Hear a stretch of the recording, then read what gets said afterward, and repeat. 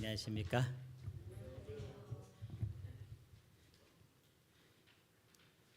여러분들 성경을 통독하시면서 가장 진노가 안 나가고 넘기 힘든 산들이 있다면 어떤 내용들이 있는 부분일까요?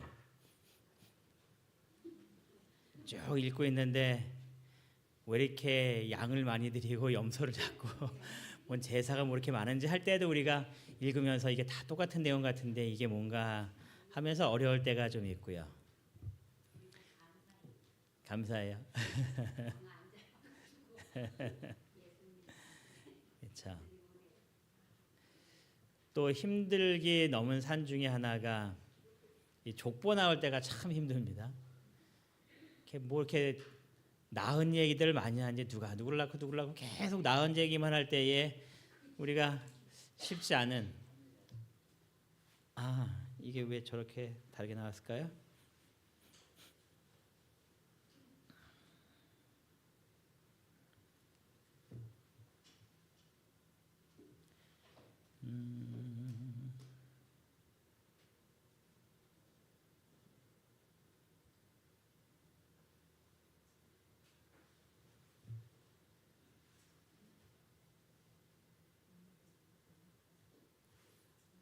됐네요. 족보 얘기가 나올 때 참 힘듭니다. 가장 긴 족보에 있는 내용을 보니까 이 역대상 1장부터 9장까지가 다 족보 얘기입니다. 누가 누구를 낳았는데 뭐 하면서 쭉 그런 이야기가 나옵니다. 오늘 저희가 살펴보려고 하는 이 야베스라는 사람이 등장하는데 이 사람이 등장하는 것이 이 역대상 4장에 이 족보가 길게 나열되는 9장 가운데에 딱 두 구절로 등장하는 이 야베스의 기도에 관련된 내용입니다. 이 야베스의 기도가 사람들에게 잘 알려지지 않았습니다. 왜냐하면 워낙 족보 얘기가 많다 보니까 사람들이 빨리 넘어갔으면 좋겠다 하고 읽다 보니까 이 야베스라는 사람에 대해서 그렇게 관심을 갖는 사람이 많이 없었는데 2011년에 한 작가가 이 야베스의 기도라는 책을 씁니다. 혹시 보신 적 있으신가요? 그래서 그 이후로 이 야베스라는 사람에 대해서 도대체 누구야 하고 이제 사람들이 관심을 가진 것이 이제 2011년 이후의 일들입니다. 도대체 야베스는 어떻게 기도를 했을까? 그래서 야베스를 통하여서 기도는 이렇게 해야 하는구나. 이렇게 하는 것이 우리의 삶 속에 또 우리의 여러 면에서 큰 부흥이 일어나는 기도구나라는 것들을 사람들이 하나하나 찾게 되었는데요. 솔직히 야베스의 기도는 딱 한 절입니다. 많은 절도 아니고 딱 한 절 나오는데 그 한 절을 통하여서 그럼 우리가 어떻게 기도의 생활을 해야 될지, 어떻게 우리의 신앙의 삶의 모습 속에서 살아가야 할지를 좀 같이 이 시간 보려고 합니다. 다 같이 역대상 4장 9절과 10절에 있는 말씀을 같이 보시겠습니다. 역대상 4장 9절과 10절에 있는 말씀입니다. 우리 같이 9절부터 읽겠습니다. 야베스는 시작. 야베스는 그의 형제보다 귀중한 자라. 그의 어머니가 이름하여 이르되 야베스라 하였으니 이는 내가 수고로이 낳았다 함이었더라. 야베스가 이스라엘 하나님께 아뢰어 이르되 주께서 내게 복을 주시려거든 나의 지역을 넓히시고 주의 손으로 나를 도우사 나로 환난을 벗어나 내게 근심이 없게 하옵소서 하였더니 하나님이 그가 구하는 것을 허락하셨더라. 야베스의 기도의 내용입니다. 역대상 1장부터 9장은 계속 족보입니다. 그래서 역대상 1장 시작할 때에 아담부터 시작해서 이제 쭉 나옵니다. 그런데 얼마나 많은 사람들이 등장하겠습니까? 왜 이 역대상은 그렇게 족보 이야기를 많은 시간 동안 또 9장이나 할애하면서 이것을 기록하고 있는가에 대해서 사람들이 말하기를 이 역대상의 기록 연대는 대략 주전 400년경이었을 것이다 라고 말한다. 물론 이 400년 정확한 400년은 아니고요. 뭐 425년, 누구는 뭐 450년, 다양합니다. 여러분 400년이라고 하면 이스라엘 백성들이 바벨론의 포로로 끌려갔다가 다시 돌아와서 이제 성전을 짓고 있다가 모든 것들이 또 무너졌다가 다시 또 하는 그런 과정 속에서 이스라엘 백성들의 이제 포로기가 끝나고 뭔가 좀 회복기에 있는 상태에서 약간 침체되어 있는 그 상황이 이 주전 500년에 대한 이야기입니다.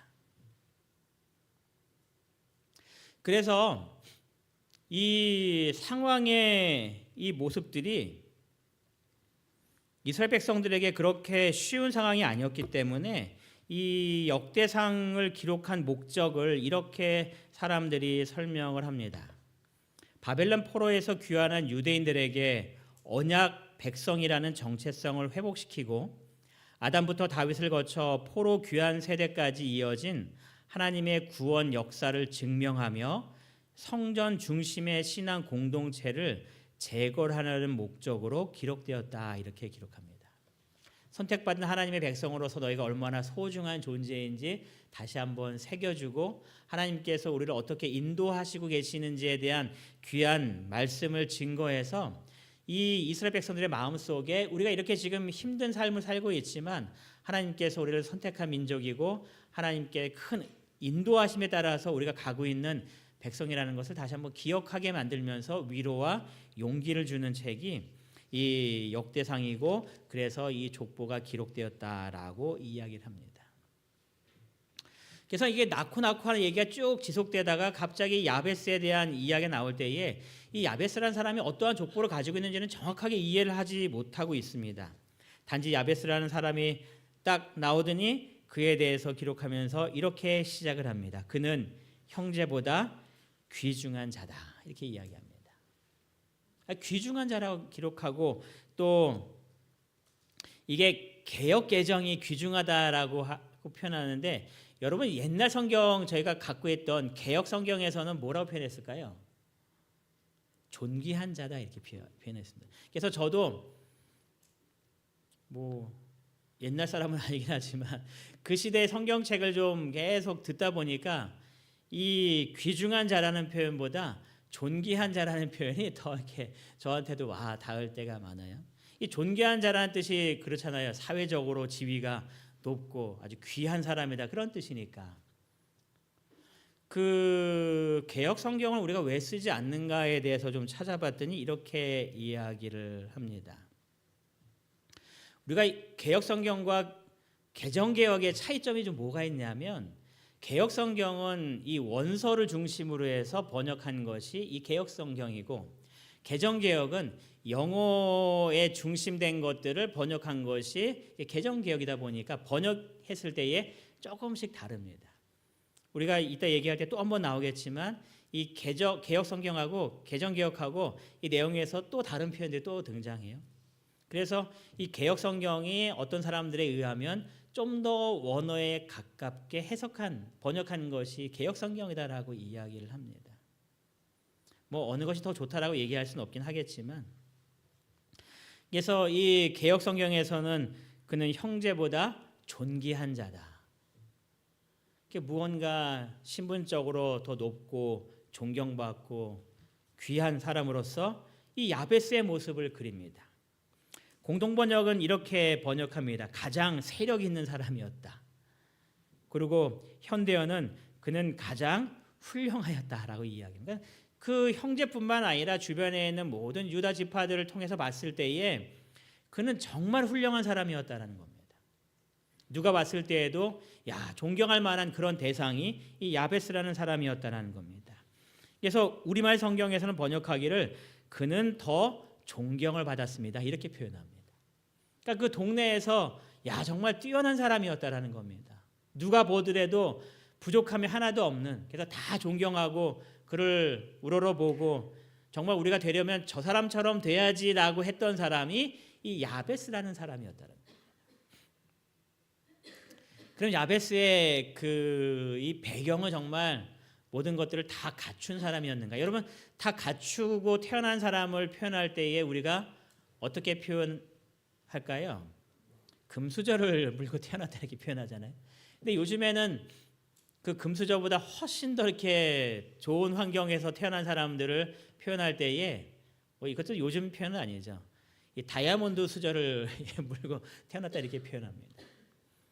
근데 야베스는요, 야베스를 기록할 때에 9절에 이런 표현이 있었습니다. 이 야베스의 어머니가 이렇게 이름을 지어줍니다. 그러면서 야베스라고 지어주는데 이 야베스의 이름의 뜻은 내가 수고로에 낳았다 그 뜻입니다.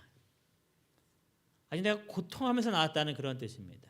그래서 이 야베스의 이름의 뜻이 고통의 아들이라는 뜻입니다. 그런데 또 우리가 이 야베스의 출생에 대한 이야기를 보면서 이건 좀 이상하다는 것이 무슨 표현이냐면은 그의 어머니가 이름하여 이르되 야베스를 하였으니라고 기록합니다. 뭐가 좀 이상할까요? 아버지가 이름을 지었다는 표현이 없습니다. 어머니가 이름을 지어줬다 이렇게 표현해요. 그래서 학자들이 표현하기를 아마도 야베스가 태어나기 전에 아버지가 돌아가신 것 같다라고 표현합니다. 이것이 일반적인 표현. 좀 더 극적으로 몰아가는 사람은 아마 아버지가 누구인지 제대로 알 수 없는 그런 가운데서 태어난 아들이 아닐까 이렇게도 표현합니다. 그래서 이 야베스라는 그 이름의 자체는 그의 삶이 참 고통과 고난과 역경의 삶의 이 모습이었다라고 기록하는 것이 이 야베스의 이름의 뜻입니다. 그러니까 우리가 처음에 봤을 때 야베스는 존귀한 자다. 정말 더 훌륭하였다. 더 존경받는 사람이었고 가장 세력이 있는 사람이었다라고 말하지만 그의 출생만 따지고 보면 그는 어떤 수저를 물고 태어난 사람이에요? 흙수저를 물고 태어난 사람이죠. 아주 흙수저 중에서도 아주 정말 가장 안 좋은 흙수저를 물고 태어난 사람이 이 야베스라는 사람일 거다라고 생각을 합니다. 그 이름 때문에 그렇습니다. 그런데 이렇게 어려움과 고통 가운데 태어난 사람이 나중에 이 인생에 대해서 성경에 기록할 때 그를 묘사하기를 고통의 아들이라고 표현하는 것이 아니라 그는 존귀한 자였다라고 표현하면서 이 10절을 마무리할 때에 하나님께서 그가 구한 모든 것들을 허락해 주셨다라는 표현으로 이 성경 이 2절을 마칩니다. 그래서 사람들은 이 야베스의 내용에 대해 이 삶에 대해서 이야기하면서 야베스가 어떻게 그의 인생을 그렇게 기적적으로 바꿀 수 있었을까? 역경과 고난과 정말 우리들이 옛날에 말할 때에 개천에서 뭐 한다 그래요? 용난다 그랬는데 제가 예전에 한번 보여드렸죠. 개천에서 용난다라는 표현이 현대적으로 이제 불가능하다라는 그 데이터 한번 보여드린 적 있잖아요.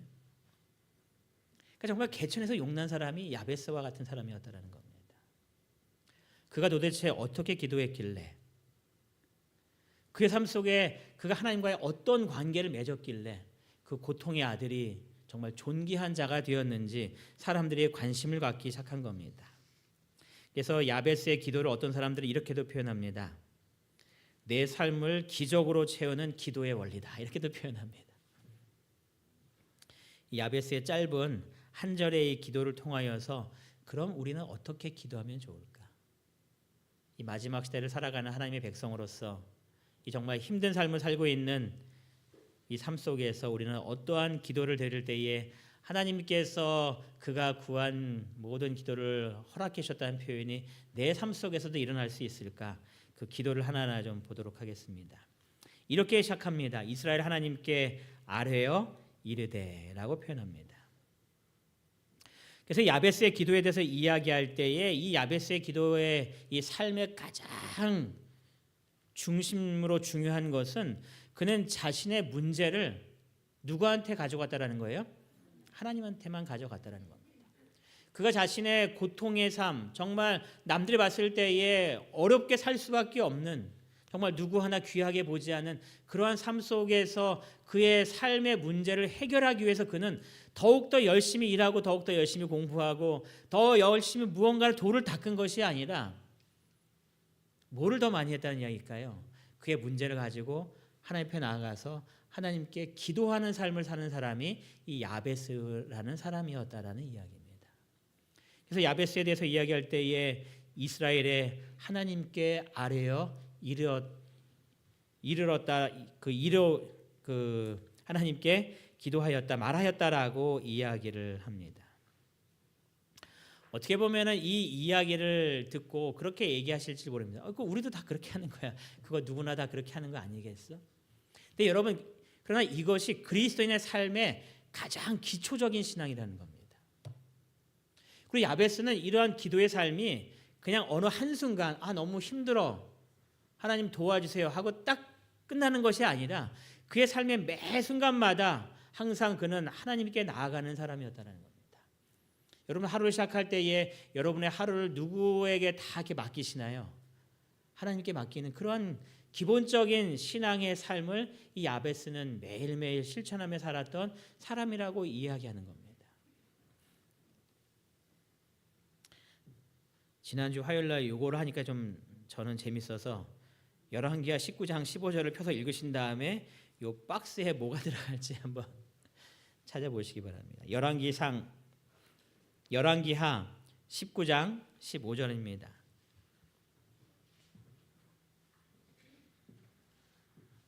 열왕기하 19장 15절.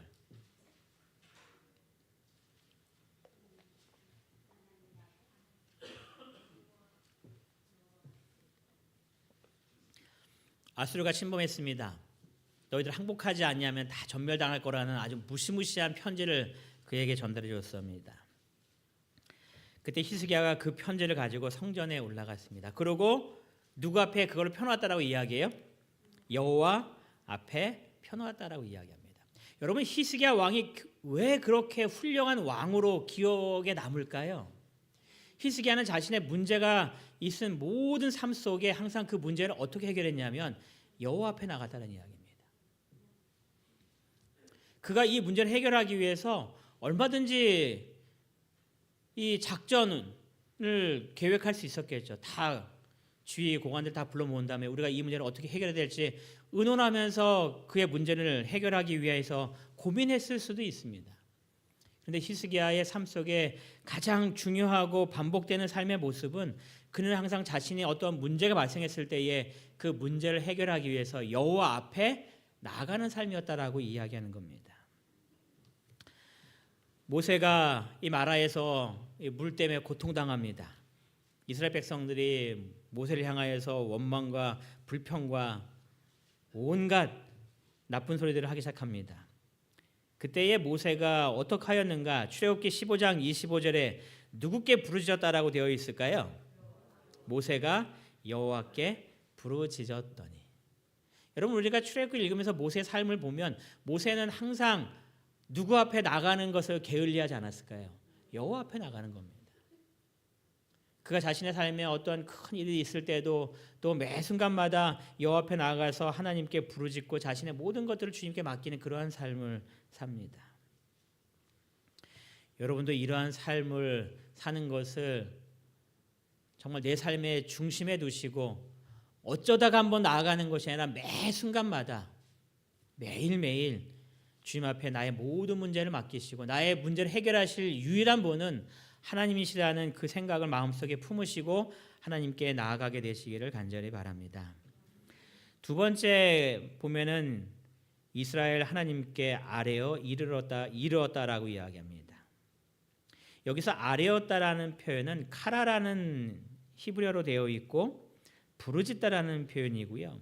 이르되라는 표현을 보니까 아마르라는 표현을 하고 말하다라는 표현으로 되어 있습니다. 그러니까 어떻게 보면은 둘 다 지금 얘기하고 있는 거거든요.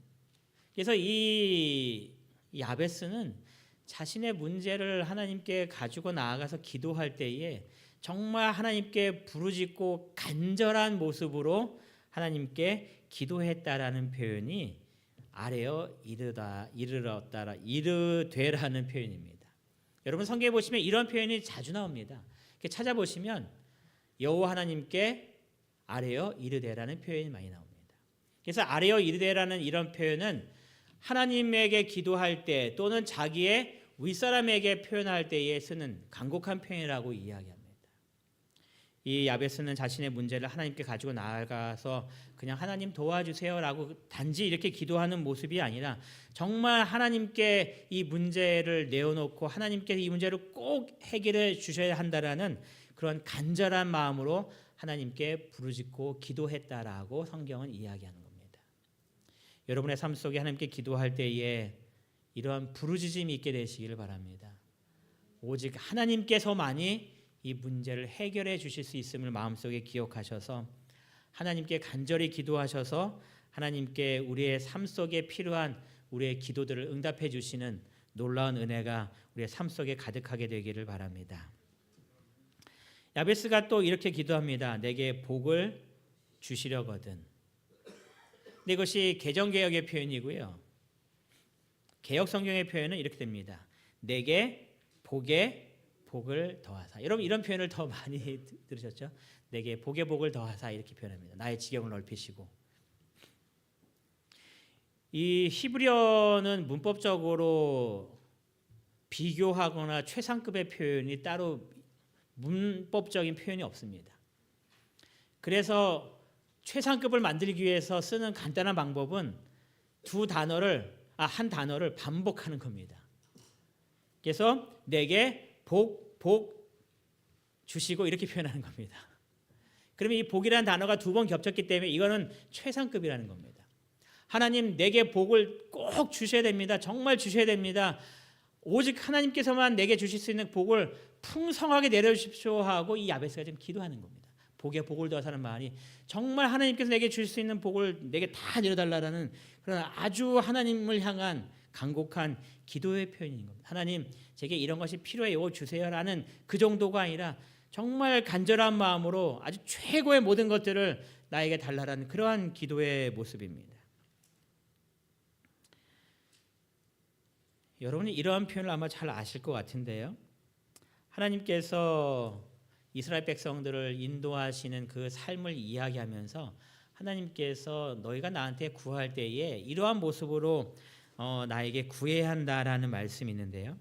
시편 81편 10절에 있는 말씀을 찾아보겠습니다. 시편 81편 10절입니다.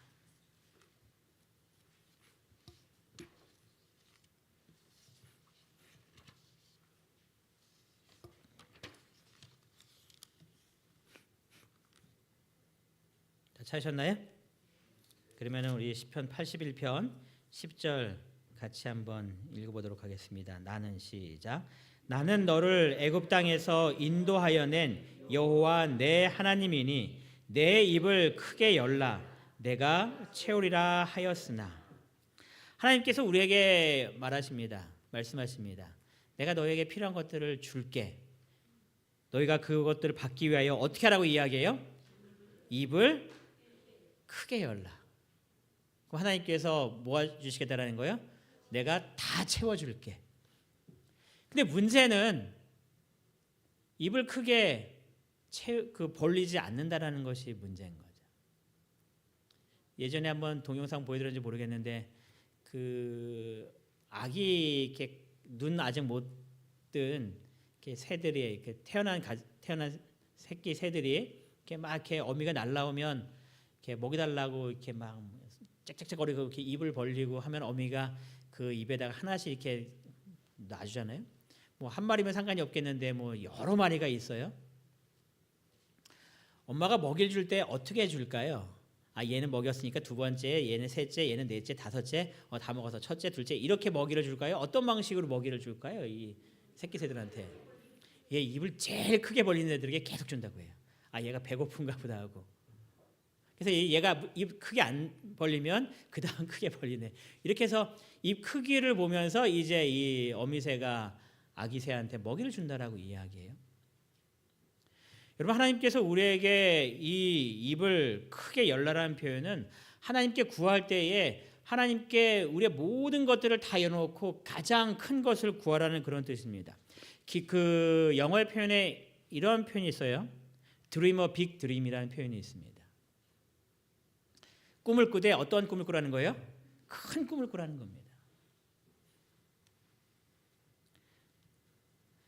저희가 다음 주 수련회 가면 어떤 시간이 하나 있냐면 5년 뒤 이문동교의 모습은 하면서 점점점 해서 여러분들이 채우는 시간이 있습니다. 이제 숙제로 내리고 이제 숙제를 하시면 이제 그날 와서 다 채우실 건데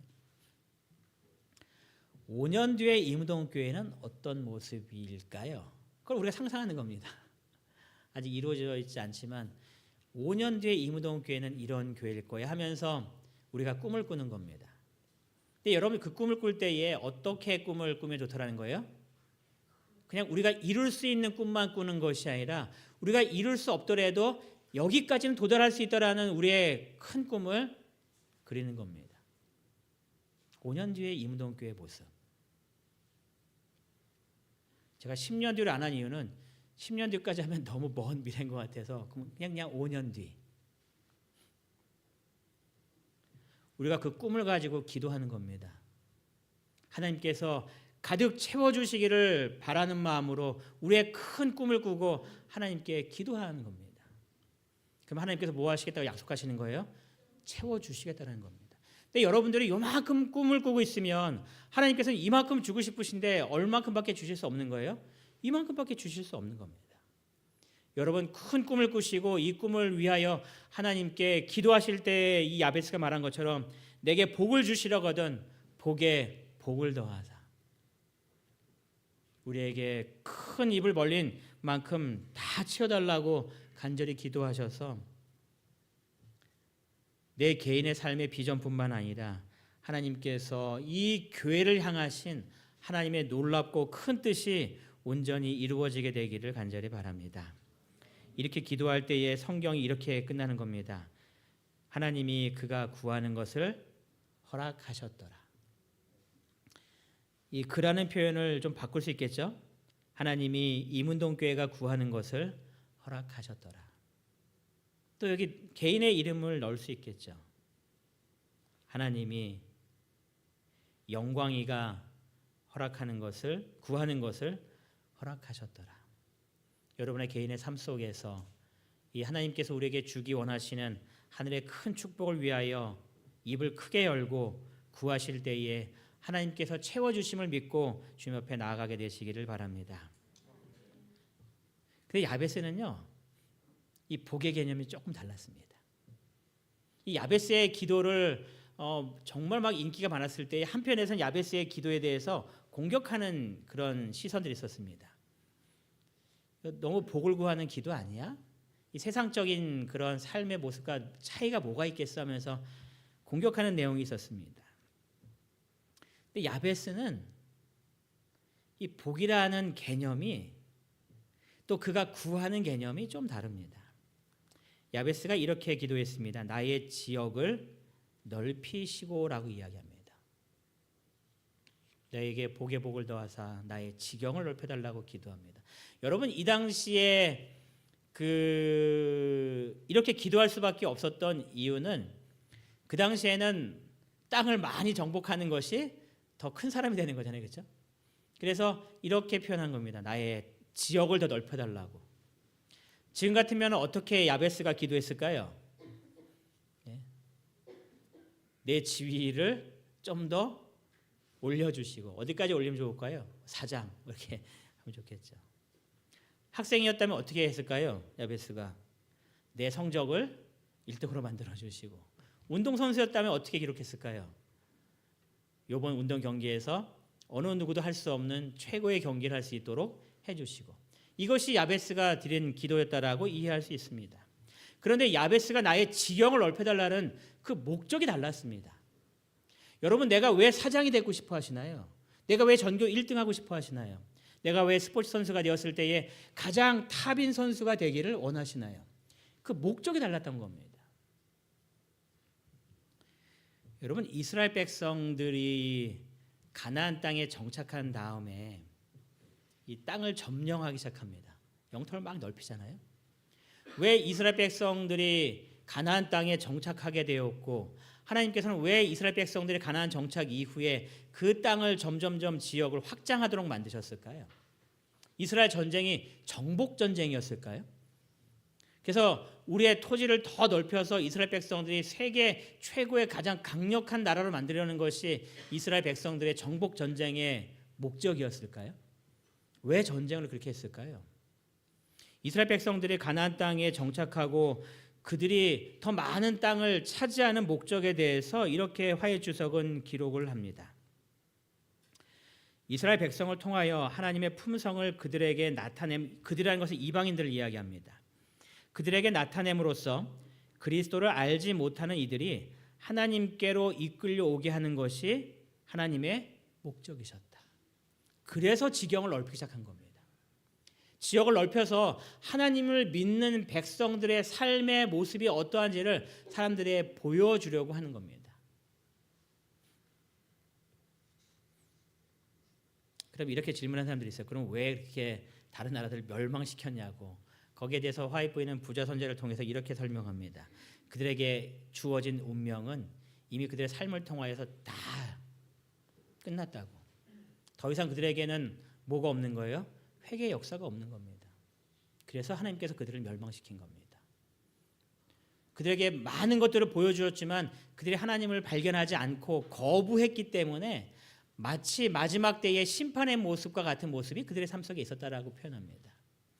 그래서 그런 경우 외에는 하나님께서는 그들의 삶 속에 하나님을 알 수 있는 많은 기회들을 누구를 통해서 보여주기 원하신 거예요? 이스라엘 백성들을 통해서 보여주기 원하신 겁니다. 그래서 하나님을 알 수 있도록. 이 사람은 팀 티보라는 사람입니다. 뭐 아주 오래된 이야기입니다. 2010년도 이야기입니다.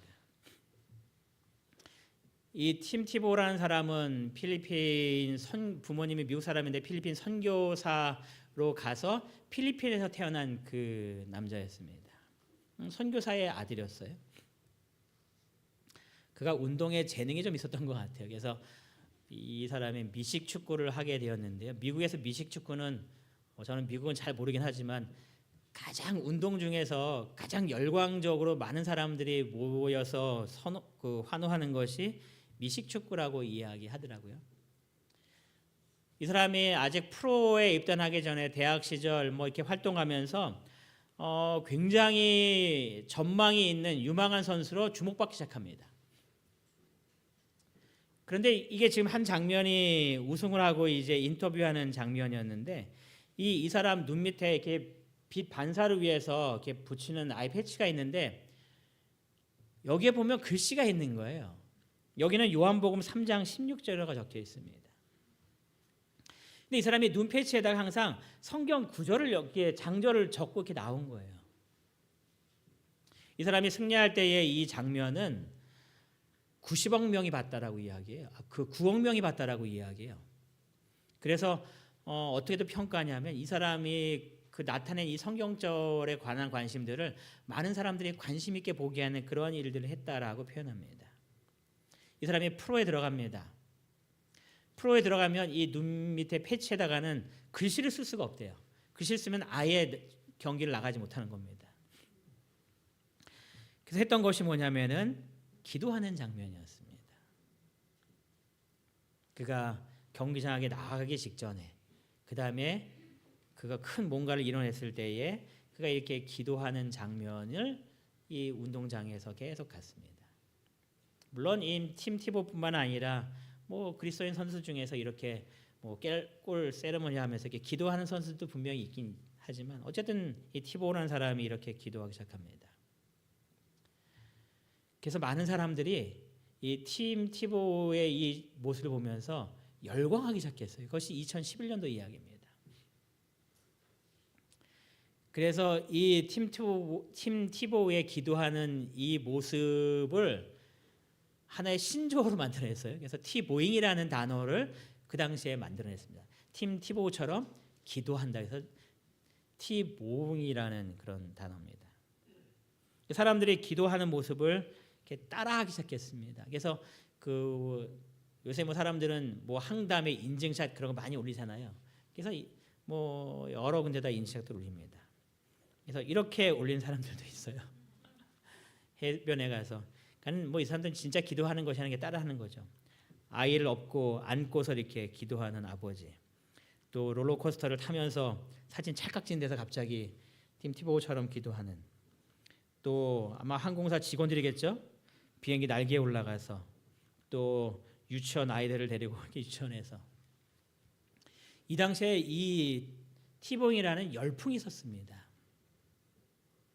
많은 사람들이 기도하기 시작하는 거예요. 하나님께 기도하는 겁니다.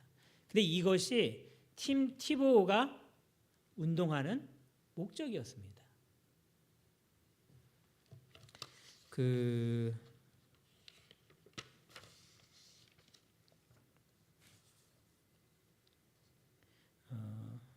이 팀 티보라는 사람이 어떠한 표현을 조했다라고 기록해 보니까 이 사람이 역전을 계속 이뤄내는 일들이 많은 거예요.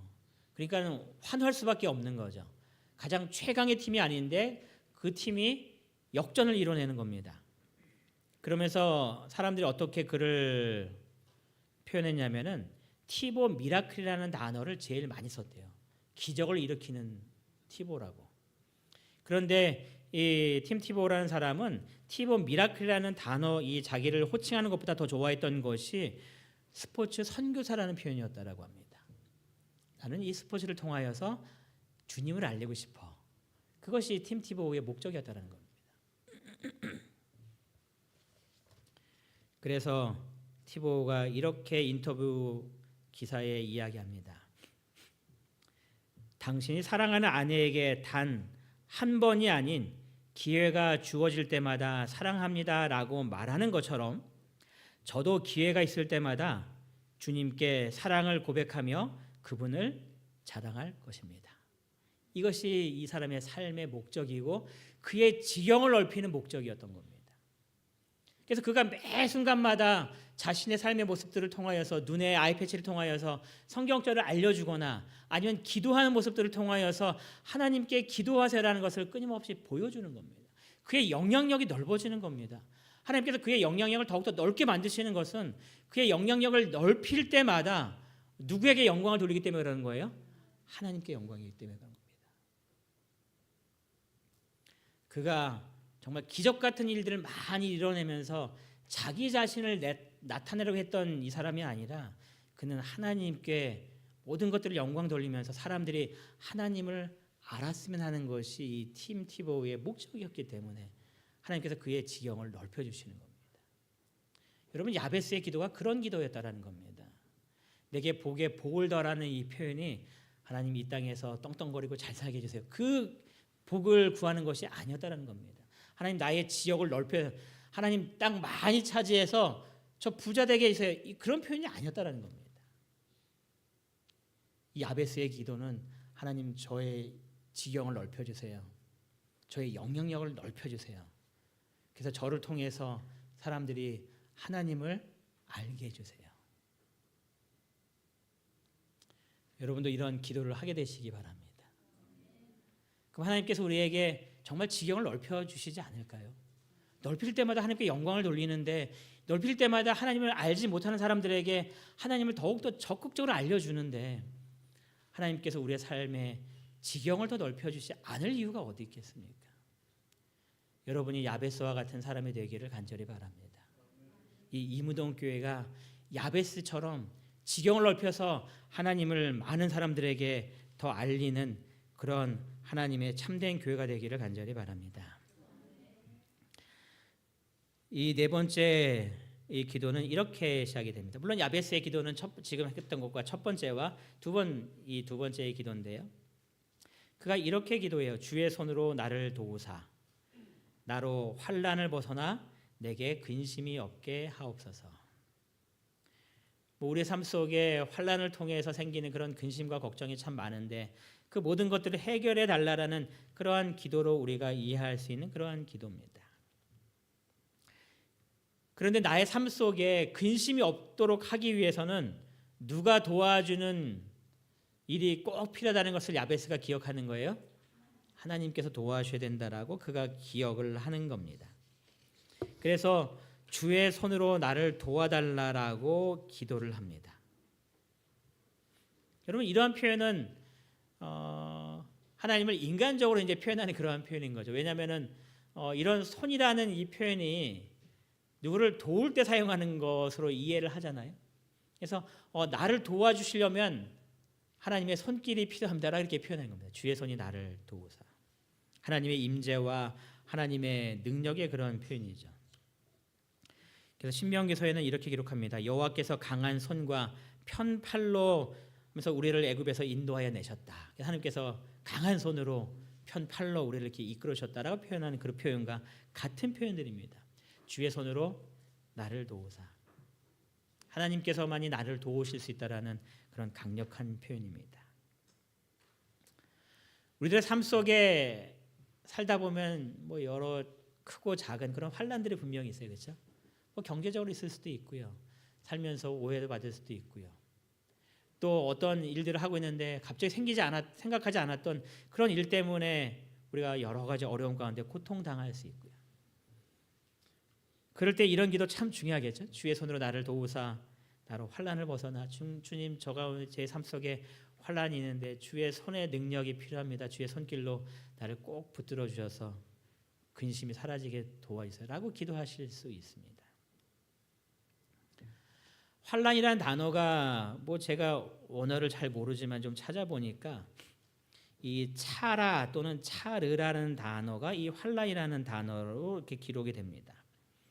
이 뜻은 괴로움과 고난과 고통이라고 이야기해요. 그러니까 우리 삶 속에서 당하는 그런 수많은 고통과 고난들입니다. 이것을 벗어나게 해달라는 그러한 기도일 수 있습니다. 그런데 이 야베스의 기도에 나오는 이 환난은 이 차라와 차르가 아니었습니다. 찾아보니까 이 차라와 차르라는 단어를 쓰지 않고 다른 단어를 썼습니다.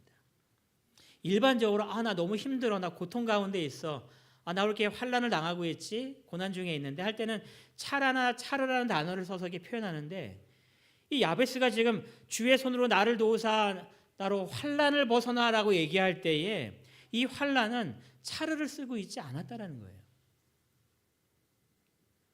뭐를 썼는지 보니까 이 라라는 단어를 이렇게 쓰고 있습니다. 이 라라는 단어. 그럼 라라가 도대체 뭔가를 봤더니 나쁜 것, 악한 것 이렇게 이야기합니다. 야베스는요 자기가 삶 속에서 야베스는 고통 가운데 태어났잖아요. 그래서 어머니가 우리의 삶이 얼마나 힘들까, 우리의 삶이 너무 고통스러워해갖고 그 아들의 이름도 야베스라고 해서 고통의 아들이라고 졌는데 이 야베스는 고통스러운 삶에서 하나님 왜 내 삶이 이렇게 고통스럽습니까? 라고 하나님께 기도하는 그 기도가 아니었다라는 거예요. 하나님 이렇게 고통 가운데서 물론 이 고통 가운데서 해방해 달라는 그런 기도도 분명히 필요한데 야베스가 더 집중했던 기도는 자신의 삶이 이런 고통 가운데 있는 너무나 힘든 가운데 있는 그래서 날 좀 구원해 줬으면 하는 그러한 환난으로부터의 기도가 아니라 그는 이 악의 세력으로부터 내가 이 악한 그 모습 속에서 유혹받고 악의 상황 속에 빠져들지 않도록 그는 기도하고 있었다는 겁니다. 여러분 이러한 기도를 누가 또 우리에게 이렇게 기도하라고 말씀하셨을까요? 예수님이 기도하십니다. 우리를 시험에 들게 하지 마옵시고 다만 뭐에서 구해달라고 얘기해요? 악에서 구하옵소서. 우리를 잘못된 길로 인도하는 그 사단의 미혹으로부터 우리를 보호해달라고 기도하라고 이야기했는데 야베스가 지금 그렇게 기도하는 겁니다. 여러분 우리의 삶 속에 무언가 잘 나가고 있을 때에 사단의 유혹하는 음성이 참 많겠죠.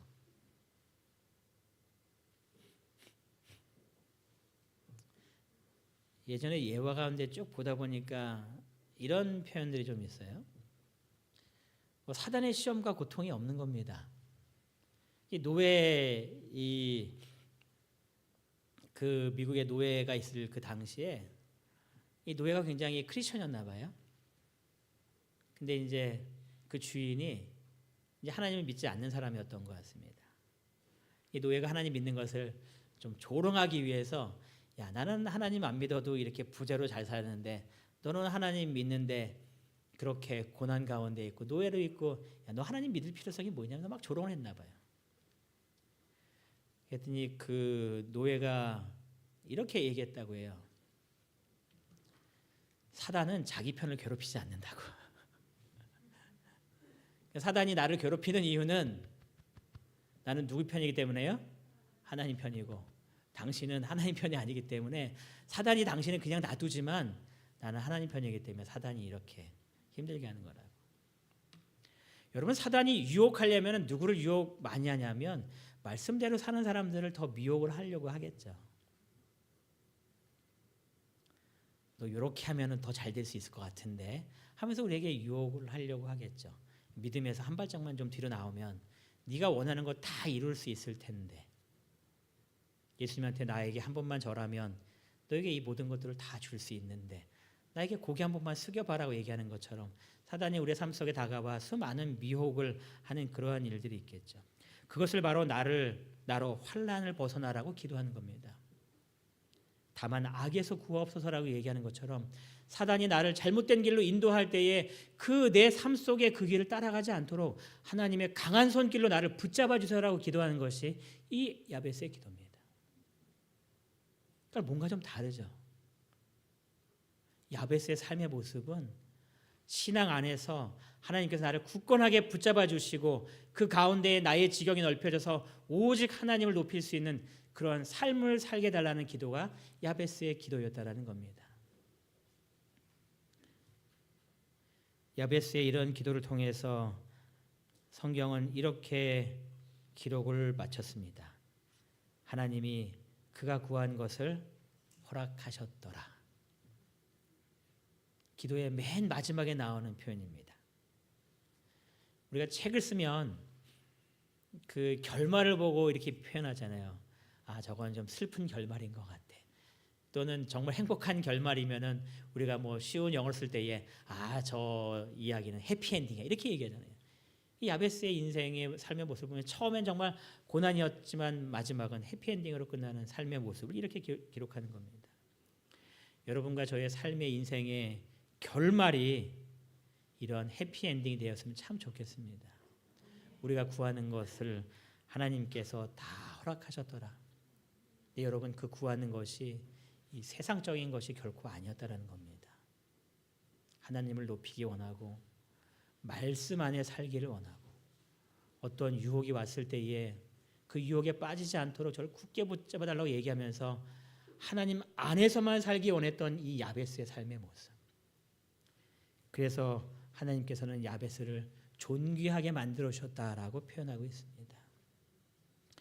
여러분과 저의 삶이 이런 기도자의 삶을 통하여서 하나님께서 나를 존귀히 만들어 주시는 놀라운 은혜의 삶을 살게 되시길 바라면서 오늘 말씀을 마치겠습니다.